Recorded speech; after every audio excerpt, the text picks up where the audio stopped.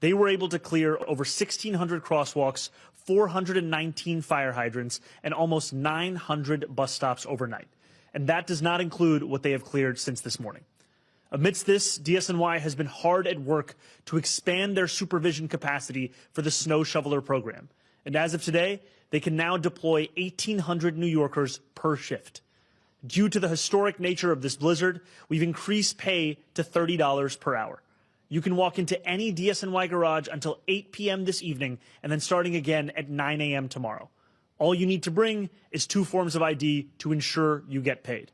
In addition to DSNY, the DOT has also cleared over 1,300 sheltered bus stops so far. All of this is managed through DSNY's Blade Runner 2.0 system, which monitors plowing and salting in real time. You too can track their live progress via our plow tracker at nyc.gov/plownyc. As of 12:30 p.m., DSNY has distributed over 50 million pounds of salt and plowed over 99.5% of city streets at least once. As heavy snow continues to fall, every single street in every single borough will be plowed as many times as necessary to make it safe for emergency travel. As I mentioned earlier, parts of Staten Island are being hit hardest by this winter storm. In addition to existing efforts, DSNY is deploying 65 further pieces of equipment to Staten Island, and the NYPD Tow Truck Task Force is now operating especially heavily in the borough to free stuck vehicles, which include MTA buses. Our teams will continue to salt again and again throughout the day. This work has been a testament to the whole of government coming together to tackle a shared challenge. The NYPD Highway Patrol will continue escorting DSNY to facilitate the salting and plowing of our streets. And the Down Trees Task Force has been coordinating across the 5 boroughs. Again, I'm imploring New Yorkers to stay off the roads. The fewer passenger and commercial vehicles need to be assisted, the quicker we can respond to plows and emergency vehicles. And if you can cook at home, please do so instead of ordering food to be delivered, given the conditions. I hope our students enjoy their snow day today and stay warm and safe throughout, but I do have some tough news to share. School will be in person tomorrow. You can still pelt me with snowballs when you see me. Alternate side parking will be suspended through the week. NYC Ferry remains suspended for the rest of today, while the Staten Island Ferry is running half-hour service through the day. A decision will be made on tomorrow's service for both the Staten Island and NYC ferries later today. All public libraries across the city remain closed today. An update on reopening tomorrow will be made and shared later this afternoon. City buildings will be back open to the public tomorrow for in-person city services. Code Blue remains in effect, and an enhanced Code Blue has been extended through Wednesday morning. Throughout this storm, our outreach workers have continually canvassed all 5 boroughs, helping homeless New Yorkers find shelter. Last night, outreach workers made 79 placements. I want to be very clear. If you need warmth and shelter, it is available to you. This morning, our Department of Social Services accelerated the opening of another 100 low-barrier stabilization beds in Upper Manhattan, building on the additional capacity we added during the historic cold snap a few weeks ago. Across our city, we have had 22 warming buses, 11 health and hospitals warming spaces, and 13 school warming centers open. Our health and hospitals mobile warming units have been redeployed to provide clinical assistance, warm food, and clothing. By this afternoon, we will have 15 mobile warming units citywide. Our on-point overdose prevention centers were also open all of last night and will remain open today and overnight tonight as well. I continue to ask New Yorkers to check in on those who may be struggling. If you see someone in need of warmth or shelter, please call 311 immediately so outreach workers can assist. In a Code Blue, these 311 calls will be rerouted to 911. You can also call 311 directly from our Link NYC kiosks or use them to find the locations of warming centers across the city. We are aware that there were power outages across the city, including over 11,000 New Yorkers in the Rockaways who were without power this morning. NYSM dispatched field personnel to check conditions and make repairs. Power has already been restored to more than 8,000 of those New Yorkers. As a contingency, NYSM has opened warming centers at Far Rockaway High School, Beach Channel High School, and PS 43. For New Yorkers dealing with heat or hot water issues, call your landlord immediately. If you do not hear back promptly, please call 311. HPD staff is working overtime and is on call to help. NYCHA has deployed additional staff this weekend, including technical teams, to respond to elevator, heat, and any other repair issues that may arise. If you are a NYCHA resident dealing with a non-emergency issue, please call 718-707-7771 or submit a work ticket through the My NYCHA application. Lyft began clearing operations at City Bike stations this morning and have cleared 20 stations as of 11:30 a.m. With additional vendors starting at different points throughout the day, we expect their progress to rapidly accelerate as the afternoon continues. And operational agencies have been working to clear fire hydrants, crosswalks, and bus stops around their property as well. While DSNY continues to prioritize snow response, there will be delays in collection. There will be no collection of any material today, February 23rd, or tomorrow, February 24th. We will provide an updated plan on trash collection by end of day tomorrow on what collection will look like for the rest of the week. When we share that plan, we will be prioritizing trash and compost. Recycling will continue to be delayed into the following week. Please hold your recycling and wait to put it out until next week, as you would after certain holidays. Our mandate for property owners to clear 4-foot wide paths across all sidewalks remains in effect. We issued more than 4,000 violations after the last storm. We do not want to issue as many citations again. So please, if you are a property owner, do your part, clear the snow, and help make our city passable for our neighbors, especially those with disabilities. For those shoveling, take it slow. This snow is exceptionally wet and heavy. Your health comes first. Please protect your back and your heart by working slowly and make sure that you're taking frequent breaks. Older adults should stay indoors and should avoid shoveling. The coastal flood warning for low-lying coastal parts of our city ended at 5 a.m. this morning. There are no current warnings issued for our coast flood zones. For those in flood zones or basement apartments, Notify NYC has a special category to alert you in the event that flooding happens. You can sign up at nyc.gov/notify. I urge all New Yorkers to sign up for Notify NYC by texting Notify NYC to 692-692 to receive immediate updates on forecasts and conditions. You can also visit nyc.gov/be-ready for more information. I know that this is a city full of people who do not like to sit still. And yet, as the snow continues to fall and conditions remain dangerous, I am asking you to do just that. Turn on that crackling fireplace YouTube video. Call that relative whose WhatsApp you haven't responded to. Make an enormous pot of soup and bring some to your neighbors upstairs. And above all, stay warm, stay inside, stay prepared, and stay safe. Thank you very much. And now we'll hear from our NYC Commissioner, Christina Farrell.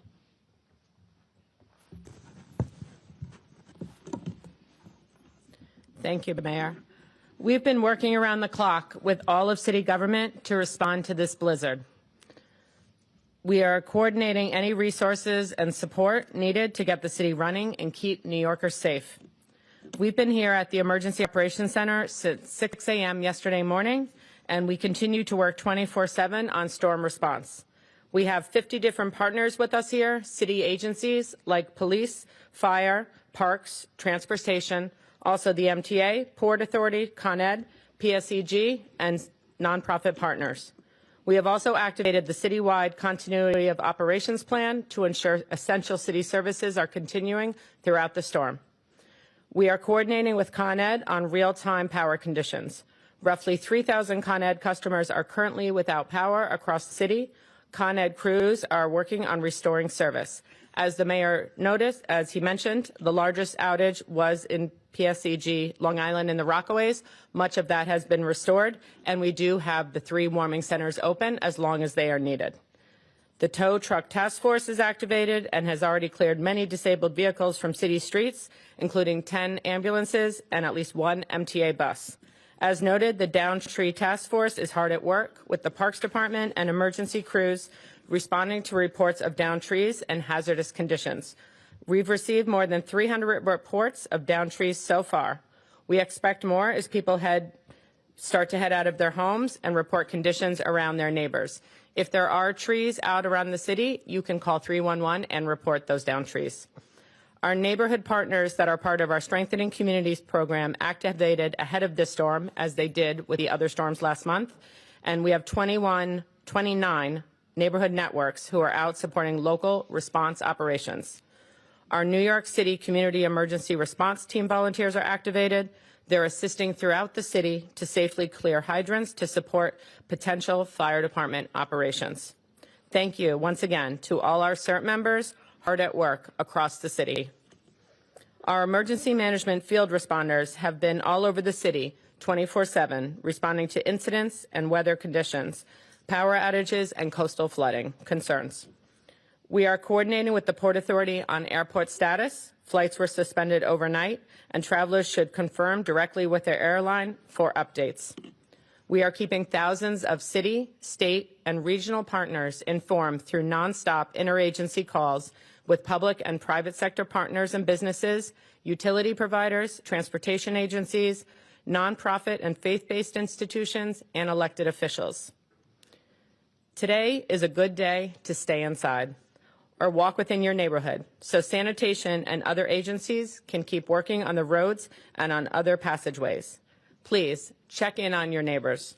This has been a brutal winter and it continues to be tough. It's always nice to stop by or call someone to see how they're doing if they need anything, especially seniors, people with disability and medical needs, and family members. We're all New Yorkers and will continue to take care of each other. As has been noted, everyone should be signed up for Notify NYC. Over the last couple of days of this storm, more than 45,000 New Yorkers have joined the more than 1.4 million New Yorkers who are already signed up. You can also stay in the know and receive messages in 14 languages, including American Sign Language. We continue to be focused on this storm, but sad to say, there could be additional precipitation as early as Wednesday. So we are also preparing for potential smaller amounts of additional snow later this week. We'll be here working hard for all New Yorkers as this snow-heavy winter continues.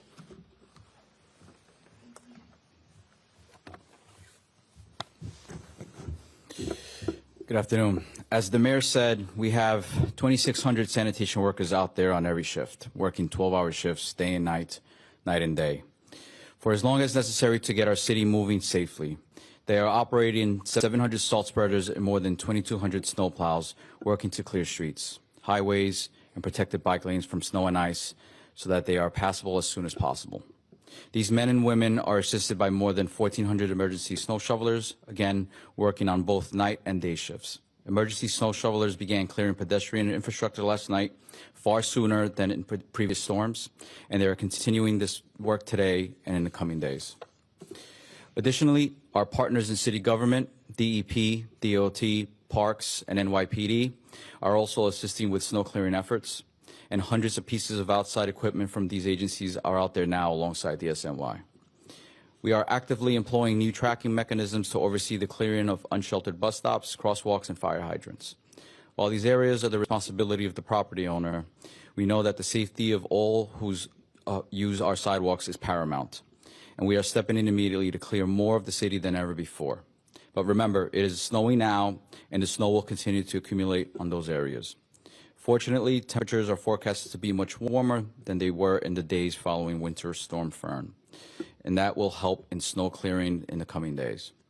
It also makes our salting operations more effective, but make no mistake, I have been with the department since 1999, and this is one of the biggest snow events I've ever seen. These massive snow totals are coupled with strong winds, meaning massive snow drifts across the city as we plow streets across 5 boroughs. Many of them are covered in snow almost immediately. When the snow does stop falling this evening, property owners will be required to clear a 4-foot path along sidewalks wide enough for pedestrians, wheelchairs, and strollers to pass. If a property sidewalk includes an unsheltered bus stop or curb ramp, property owners are required to clear this as well. Again, while we are stepping in to assist in this work, we will be issuing summonses after the storm for property owners who do not meet this responsibility to keep their neighbors safe. And as snow gives us a beautiful white blanket across our city, please know that this is not an excuse to litter or to not clean up after your dog. We all deserve a clean city. Finally, New Yorkers should know, DSNY is working to ensure your safety. While the travel ban is no longer in effect, please do your part for yourself and for the strongest by staying off the roads while we continue our operations. If you absolutely must drive, please drive slowly, safely, and carefully. Conditions today may continue to be dangerous. Stay inside, stay safe, and follow for updates on social media or via Notify NYC. Thank you.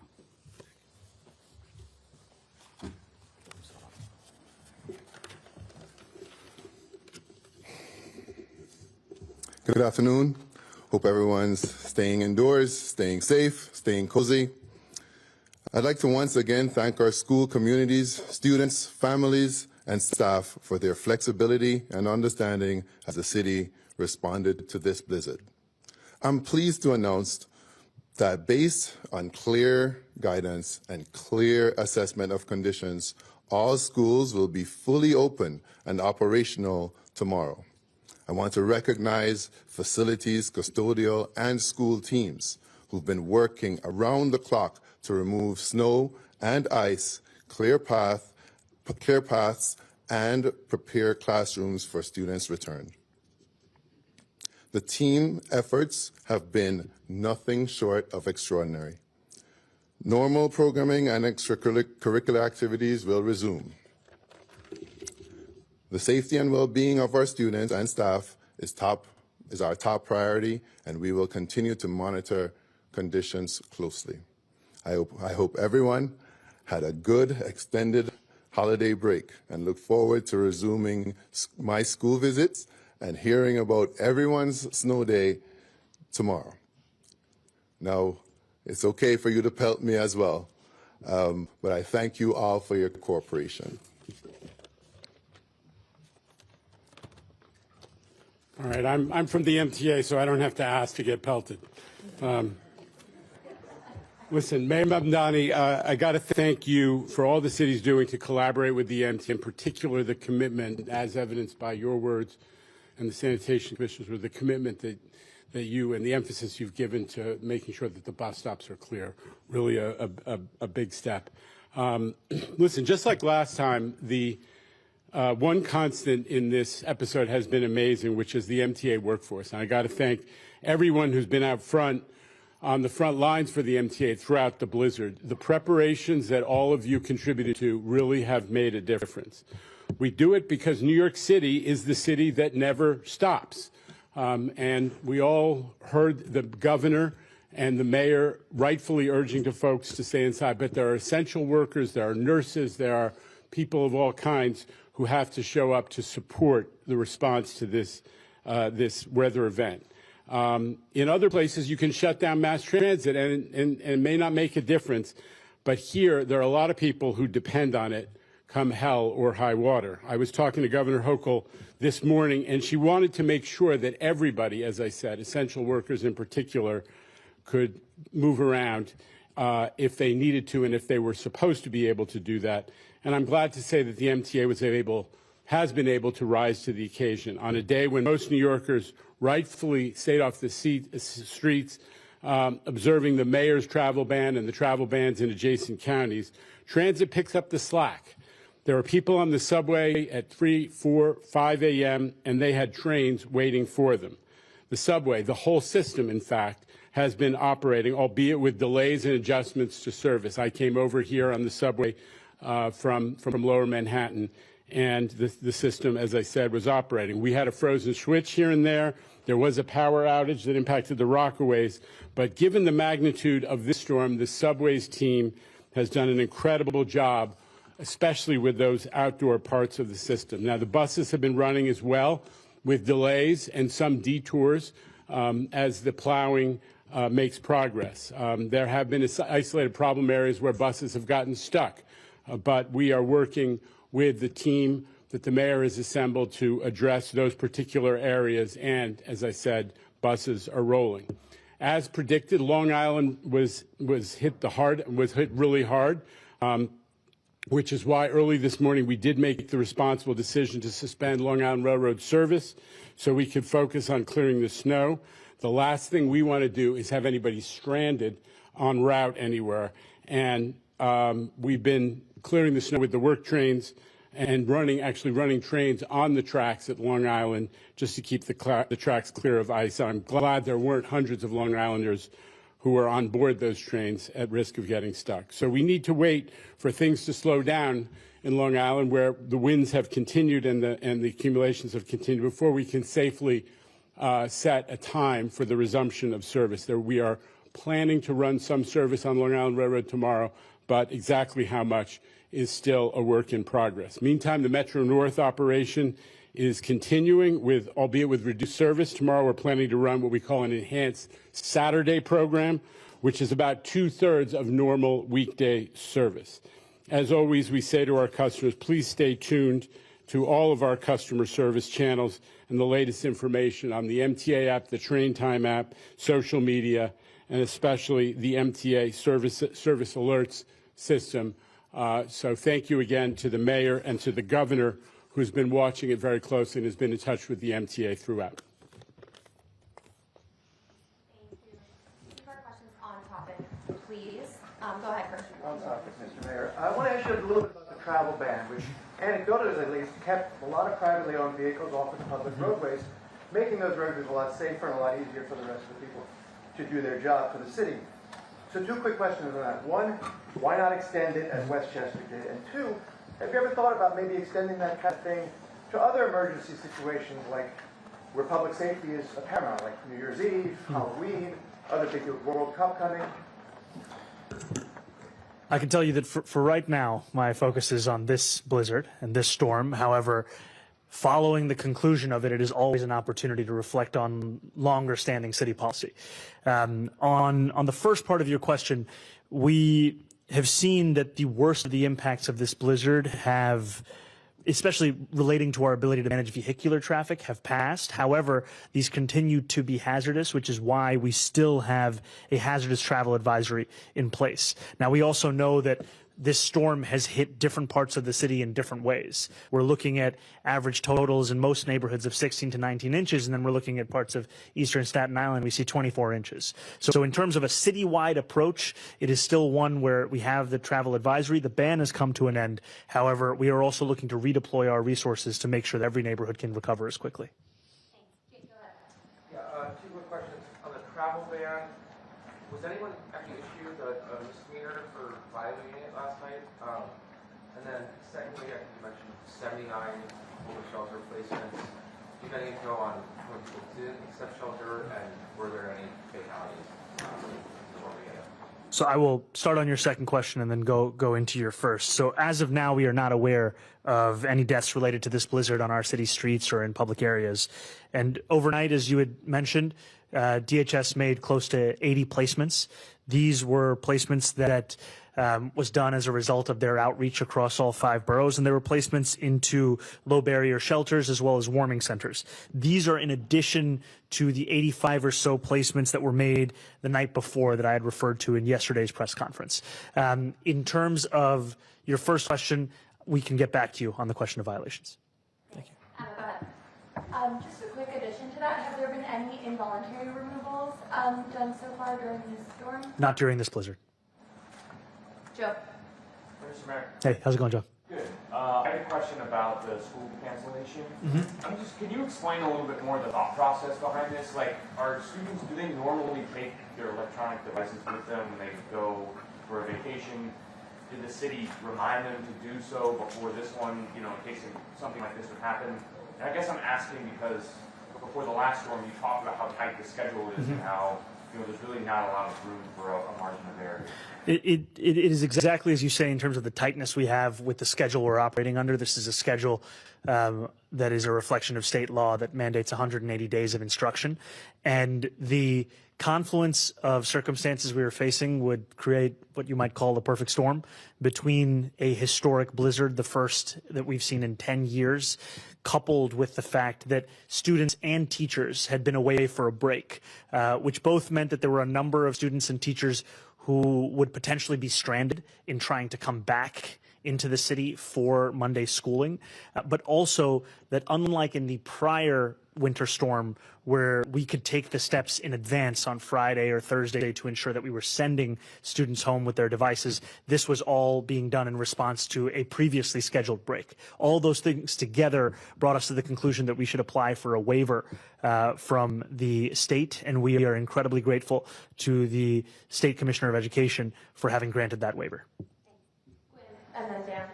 Are certain people being able to get to school buildings tomorrow, teachers and staff, some teachers who live in the surrounding area, are there concerns about the roadways tomorrow morning? So I will pass it over to Kevin in a moment to speak a little bit more specifically to that. But what I will tell you is I'm incredibly appreciative of the fact that we've had more than 8,000 DOE workers who have been doing the preparation work for exactly this purpose. Yesterday, today, cleaning out and making sure that our schools are ready for our students, and they're also ready to serve them with a warm meal.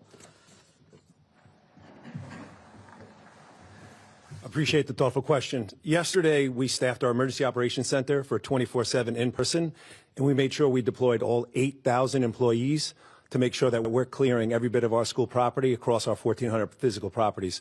We definitely know that mass transit tomorrow and our school buses will be up and running, so we anticipate all our students and staff make every effort to get to school tomorrow, but we will make sure we're down to asphalt and concrete sidewalks at every school, and our monitoring keeps going through the Emergency Operations Center tonight. So we're staffed and ready for tomorrow. Thank you. Dan, go ahead.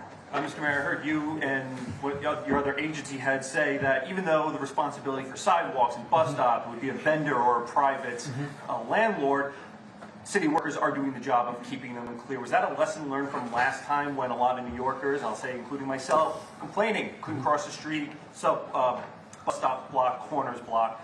Is this the lesson learned that just get it done and then fight with the private landlord or the vendor later? I think part of this is a reflection of the fact that we have to ensure that each and every New Yorker is able to navigate their own city no matter what their mode of transit is. And that means if they're a pedestrian, if they're a cyclist, if they're riding the bus, taking the train, or if they're driving their car. And like you said, Dan, last time around, we saw around 4,000 citations being issued to property owners for the violation of this requirement. However, we know the importance of ensuring that these crosswalks, these sidewalks are not just passable in a technical sense, but also passable with 4 feet so that New Yorkers who are using wheelchairs or with a stroller, that they can actually get around. And so I'm incredibly thankful, frankly, to the hardworking men and women of DSNY, because what they've been doing alongside with staffing up and running these 2,600 person 12-hour shifts is also expanding their supervision capacity for the emergency snow shoveler program, because that's a program that is focusing predominantly on crosswalks, sidewalks, unsheltered bus stops. And thanks to their work, we've already been able to more than double the number of New Yorkers who are doing that, and we are looking to see that number continue to increase given their newfound capacity of 1,800 per shift. I got time for a few more. Hannah, go ahead. We'll go to Jared. Hi, Hannah. How's it going? Good. How are you? I'm just wondering, there on homeless encampments, do you have any plans to suspend the 7-day window between when you're notified and then when they're taken off the street? And do you have any regrets about how you handled the homeless situation last time? So there are no cleanups that will take place over the course of the blizzard. The blizzard is a time when our focus should be not on physical infrastructure, but on people and on getting them indoors. And I'm incredibly thankful, frankly, to the more than 500 outreach workers who have been traversing our city to look to connect homeless New Yorkers with their services and the support that they need. And I can tell you that the last storm was one of the first storms that our city had seen in quite some time. And we took a hard look at everything that worked and started it from the first day of this blizzard response, and then took a sense of what can we enhance across the board, because we're always looking to hold ourselves to a standard of excellence.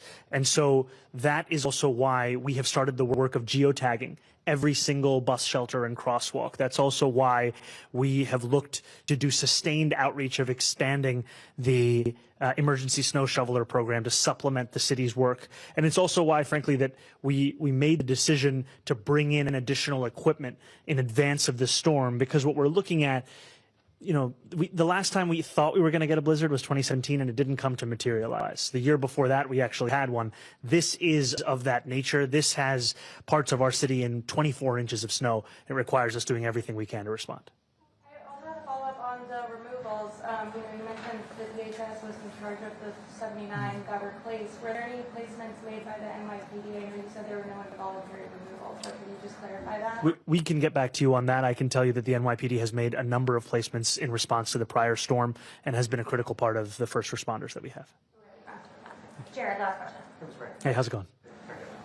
So you mentioned there's been no fatalities in this storm. Do you attribute that to a different approach, or because the cold wasn't as much of a factor this time around? I think when we're talking about the previous storm, we're talking about a level of Arctic conditions that the city had not seen for many, many years. And unlike in prior storms, after the snowfall, there wasn't an increase in temperature. Even this time around, though it is a blizzard, one of the few pieces of good news is that we will see 40-degree weather sometime in this week. The previous time, we were seeing sub-freezing weather for day after day after day. There was a period where it was colder in New York City than it was in Antarctica. And that is the chief reason that the city was facing an extended period of hazardous conditions. And this time around, we're seeing it'll be a much shorter runway. And also, we're always looking to enhance the work that we're doing to ensure that New Yorkers are getting exactly the kind of service and response they deserve. Thank you all. Thank you. Thank you so much.